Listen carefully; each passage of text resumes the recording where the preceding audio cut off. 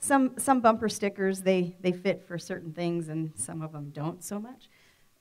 But this, it says, it was Dwayne Sheriff.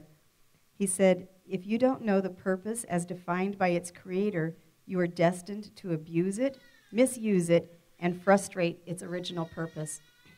And he was speaking specifically, he was teaching on marriage, and I thought that statement goes everywhere.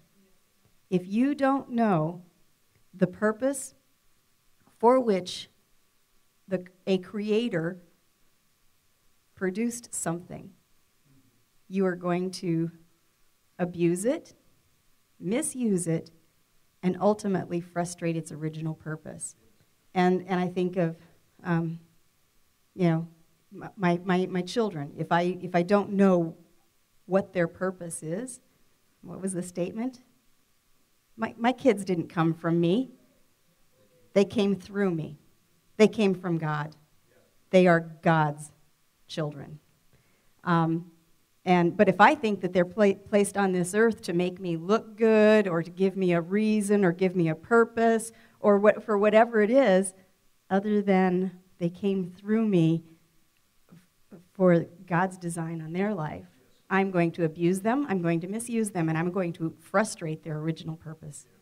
If I don't understand why Mike is in my life, if I don't understand the purpose of him being my husband and the purpose of our marriage, I'm going to abuse it, I'm going to misuse it, and I am going to frustrate its original purpose. And how many, if you don't know what a church is for, if you don't know what a pastor is for, if you don't know what a gift from God to the church is for, you're going to abuse that, misuse it, and frustrate its original purpose. So then you just take that statement and you look at your life and you go, is there any area in my life where I am frustrated? And then you just step back and say, am I trying to force this into a position or a place to fulfill a place in my life that it was never designed for? And you all, if you've ever been in my classes, you've heard me tell this story because it's just so glaringly obvious that God brings me to all the time. There's things that you can do. It might get the job done, but it looks really, it doesn't do a great job. And I use this story.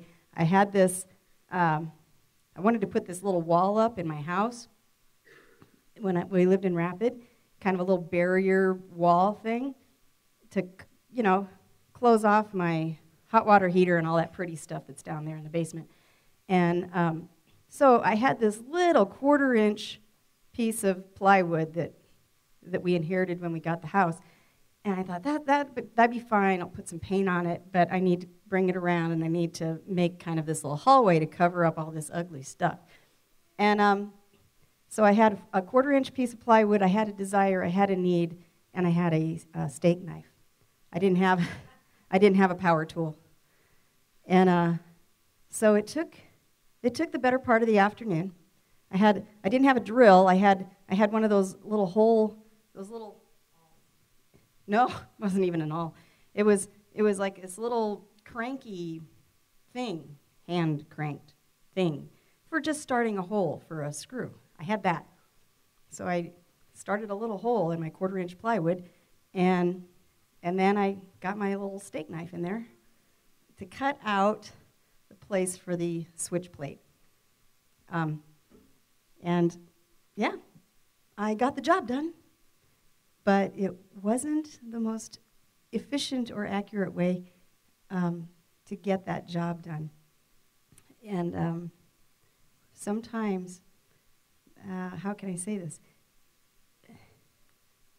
It was a very frustrating exercise. Had I had the proper tools or used, it would have been a way different kind of story.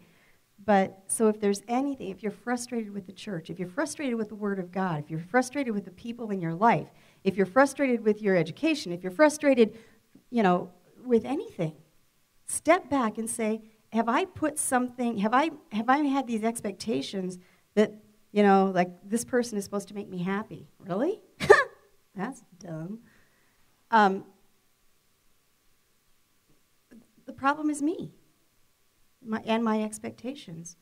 Thinking that this, my job or my career or my education or my whatever, my family, is supposed to do this, and if it's not, find out what it's supposed to be there for.